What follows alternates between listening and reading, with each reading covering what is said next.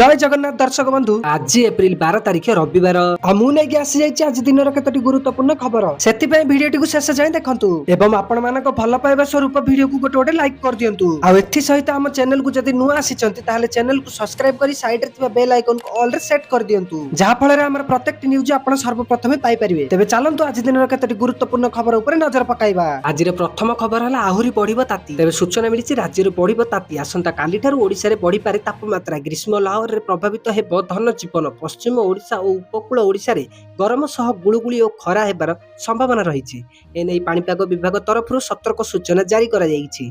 आसंता 18 तारिख पर्यंत राज्य रे जारी रहिब ग्रीष्म लहर। 18 तारिख पर राज्यर किछि निर्दिष्ट स्थान मानक काल बैशाखी हेबार संभावना रही। बालेश्वर भद्रक जाजपुर केन्द्रापड़ा कटक जगतसिंहपुर खोर्धा पुरी नयागढ़ गंजाम गजपति जिला को जारी होइछि ग्रीष्म प्रवाह बढ़िबा नै आकलन करा जायछि। पूर्व वर्ष तुलन में ए वर्ष अधिक ताती अनुभूत हो पारे।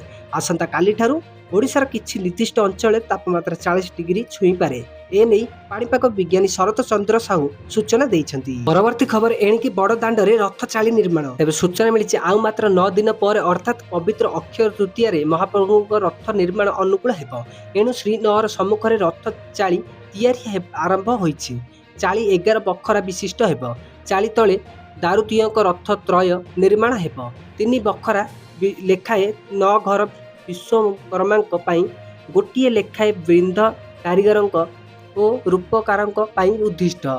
भोई सरदार रवि भोई नेतृत्व में भोई सेवक माने चाली तैयारी लगी। लुहा पाइप फ्रेम पर बाउंश और चांच भली चाली तैयारी संपूर्ण हेब।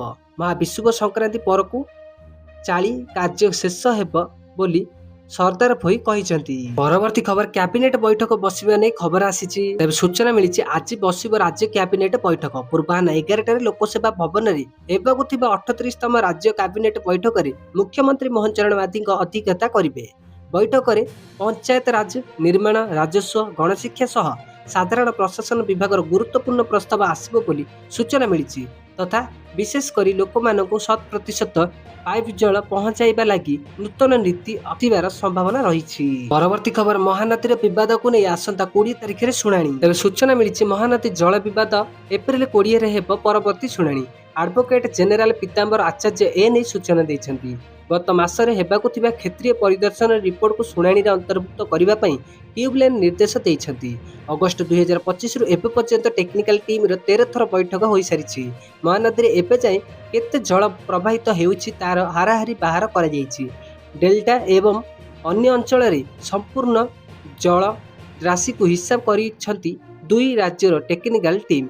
एही डाटा को ट्यूबलाइन रे प्रस्तुत करा जायछि। महानदी को नहीं होइथिबा समाधान अनेक समस्यार समाधान नहीं 2 राज्य भितर सहमति प्रकाश पाई।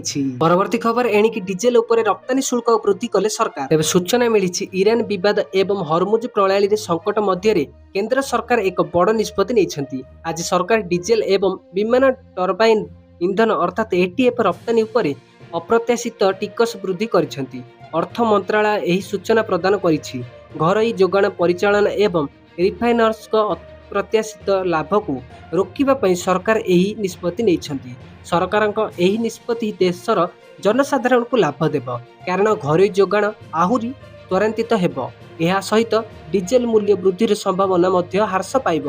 आज जारी होइतिबा एक विज्ञप्ति माध्यम केंद्र अर्थ मंत्रालय डीजेल उपरे उत्पाद शुल्क पूर्व लिटर प्रति 11.5 टंकारु 55.5 टंका को वृद्धि करिछि जहाँ पूर्व हारार 2 गुणर अधिक। परवर्ती खबर जानतु आईपीएल 2026 रे एही दल नेबे ट्रॉफी तेज सूचना मिली आज आईपीएल 2026 रे डबल हेडर खेल रही। प्रथम मैच पंजाब किंग्स एवं सनराइजर्स हैदराबाद मध्य होइछि जेतेबेले संध्यारे चेन्नई सुपर किंग्स एवं दिल्ली कैपिटल्स मुहांमुही हेबे।